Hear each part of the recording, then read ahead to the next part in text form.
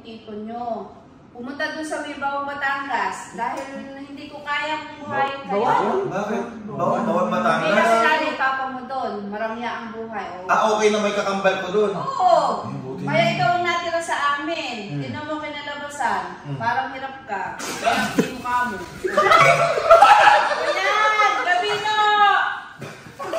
Parang pinagpilian lang ako Dapat ako brigade, pero ayos lang at least. Maganda ang buhay ng kakambal mo doon. Ngayon ko lang malaman nyo na.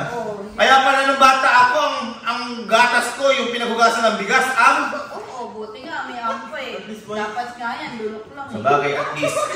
Diba?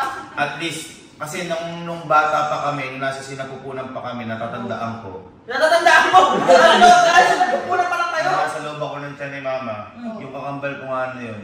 Sabi sa akin, ikaw na mauna sa labas. Baka kami mangyari sa loob.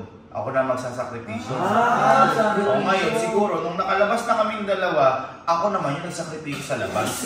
Kaya sa loob. Ganun siguro yung tadhana. Si mama, push na push ang mukha ko. Di ba? Ay, naman tayo. Sabi na kasi ako magpapakilala sa mga kapatid. Handa ka na ba makita? Na-miss ko tuloy yung kakambal. Ganito na lang. Total, alam naman na ng mga kapatid mo. Yun na nga. Oo. Gusto ko nga sabihin sa iyo, anong gagawin natin ngayon? Total, nalaman na rin naman nilang lahat. Yung sikreto nyo ni Papa, ako, tsaka ikaw. Gusto mo gumawa ka ng paraan. Para hanapin natin.